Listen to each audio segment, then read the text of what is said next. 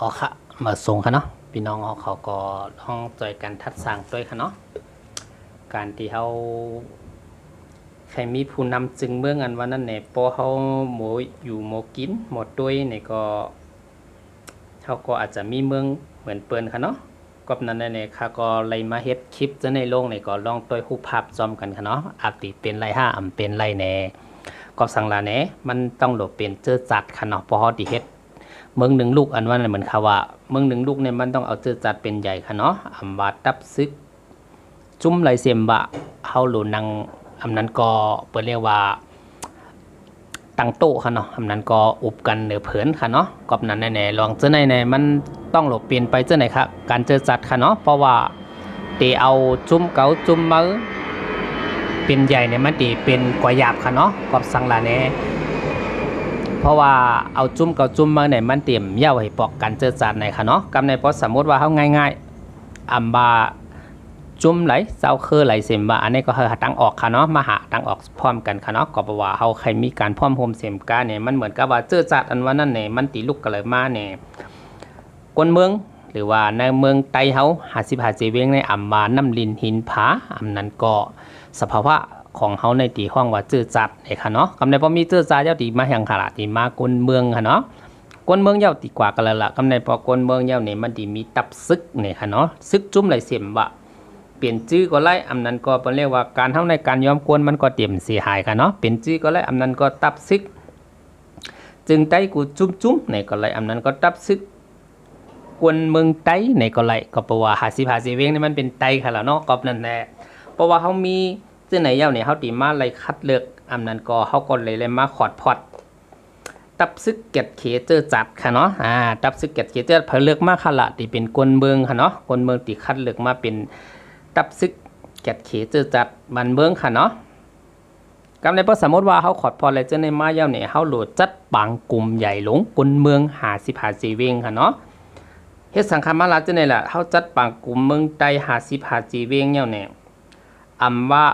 ไต้โกเล็กโกใหญ่อันเปิ้นเรียกว่ามีสิทธิ์ค่ะเนาะมีสิทธิ์ตัดเลือกตั้งอำนั้นก็มีความมันเขาเรียกว่ายอดปุ้งค่ะเนาะอำนั้นก็ตอดแคบกลางใจอันวันนั้นแหน่ไต้เฮากูก็หลเลยทัดสร้างเลยแล้วเลยเพี้ยนลองเจอในค่ะเนาะก็เพราะว่าเฮามีสิทธิ์มีเสียงสังเย้าในเมืองมานในก็เพราะว่าเฮาลาดไหลเต็มปักเต็มปืนเฮาค่ะเฮาเจอมันค่ะเนาะอันไหนก็ฝากถึงกูเจ้าคือค่ะที่ถ่อมความได้เป็นค่ะเนาะอันไหนก็ลองเฮ็ดด้วยค่ะเนาะลองอัดทัดสร้างด้วยค่ะเนาะอันในกอบนั้นแหละเพราะว่าเขามีลองกูสิ่งกูอย่างแล้วลุมตลาลุมเต็บตัดเป็นเรียกว่าลุมเต็บตัดตลาเมืองไต้ก็มีค่ะเนาะกอบนั้นแหละไต้50 50เวงในกอบสังเลติเลยตุกขาดนั้นก็เลยผาดยานผาดเมืองผาดปอผาดเมมาอยู่เมืองเปิ้นเสลเฮ็ดขี้ขาเปิ้นค่ะเนาะก็เปิดลองจังได๋เนี่ยให้ทัดสร้างด้วยค่ะเนาะก็เพราะว่ากูสิ่งกูอย่างเย้าเนี่ยเพราะสมมติว่าเฮาคัดเลือกตัวแทนกวนเมืองเฮาเย้าไหนผู้ละเสียมบะตีมีตั้งกัดเขียนเสลลงเรียนเอาเมืองไต้50 50เวงหลอดป่นผู้เขียนอำนั้นก็เฮ็ดให้คนเมืองอยู่หลีมีเงินค่ะเนาะแต่ว่าอยู่หลายๆมีเงินค่ะเนาะอยู่หลีป้ายอยู่หลีเต็มทนอำนั้นก็ป้ายปิงหญ้าเต็มทนนั่นคือปกติไรเข่งตะเมืองเปิ้นไรนั่นกับสังลาติคามาลายก็เพราะว่ามาในมันหลอกแหลนคนเมืองเฮามาเย้านี่ก็บ่ว่าปืนไต้เฮาในมานติย่าลู่ย่าเหลียวปลายปอขี่เจ้าในก็มาจอยย่าลู่ย่าเหลียวค่ะเนาะก็นั้นแหละลองเจ้าในเนี่ยเปิ้นเรียกว่าเรื่องสิทธิมนุษยชนอันว่านั้นเนี่ยก็บ่ไต้เฮามีลองเจ้าในเสเลแน่ใครเฮามาฝากถึงกูก็ลองตวยจอมอ่านจอมเพราะว่าเข้าใจจึงคือเนี่ยก็อย่าไปลืมปันดังหันถึงกันเข้ามานำก็เพราะว่าลองเจ้าในมันอับติเป็นไรห้าเป็นไรห้าเนี่ยก็บอกกูสิ่งกูยัง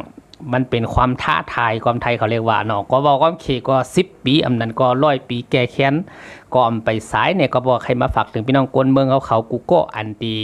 ตึกเป็นหนอแตนคือเมื่อนานั่นก็บอกว่าคนเท่าอันตี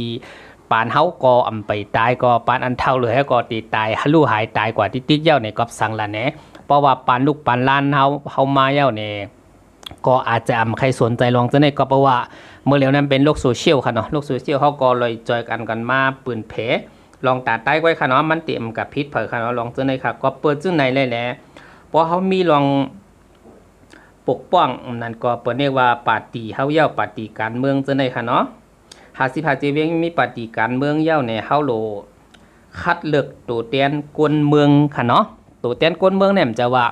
กวนเมืองไตกูเวงค่ะ55เจเวงเนี่ยตีเลยมีตัวผู้แทนกวนเมืองไต55เจเวงเนี่ยก็เหลียวไว้ค่ะเนาะก็เปนั้นได้แหละค่ะก็มาย้อนนี่เหมือนพี่น้องไทยเขาเป็นอยู่กันมาปียาวข้าวขึงในกอดด้วยค่ะเนาะเมื่อเร็วก็เป็นหลวงปองจึงมาเย้าค่ะเนาะพี่น้องไต้เขาก็หันอยู่ค่ะเป็นก้นยิงค่ะเนาะจื่อน้องอุ้งอิงค่ะอันดึกเป็นรุ่นเดียวกันไว้ค่ะรุ่นเดียวกันตั้งปันน้องก็เลยว่าเพราะว่าความไต้เขาก็ตีว่าประมาณเซนเดียวกันค่ะเนาะเพราะว่าลัทธิก็เป็นรุ่นน้องค่ะเนาะน้ององค์อิงก็เลยค่ะกำนันในเปิดตึกเลือกหลวงปองจึงอันนี้ค่ะเปิดเรียกว่าหลวงปองจึงใหม่เย้าเมืองไทยก็เลยค่ะเนาะกำนันแหละแน่พี่น้องไต้เย้า55เจเวียงโนตีมองไปมาส่อง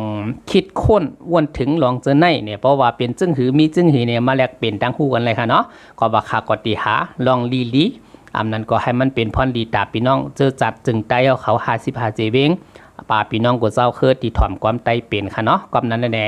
การเสการนี้จะได้ให้มันเป็นการมนเมค่ะเนาะอำว่าโก้ไหลจุ่มไหลพี่น้องไต้เขาอันตีชอบออกมาออกสื่อสังคมออนไลน์ค่ะเนาะฝากถึงกูก็ให้มันเป็นการเสเน่ให้มันเป็นเปลี่ยนเป็นลองม่วนเมเสียมกาในหนังหือไต้เฮาปอตีมีจื่อมีเสียงอันว่านั่นเนี่ยก็ฝากกดไลค์กดแชร์ฝากติดตามปาค่ะเนาะอย่าไปลืมค่ะช่องเขาก็ตึกขอดพอดอ่อนให้และเขาในช่อง YouTube จะในก็หนังหือปกติมีคนติดตามหนังหือเฮาปกติเลยเป็นไตโก้โอยเซกันตั้ง Facebook หรืออำนั้นก็ตั้ง YouTube จะในค่ะเนาะก็เพราะว่าเมื่อเหลียวโลกมันเปลี่ยนเย้าเนี่ยก็สิ่งตีอันเฮา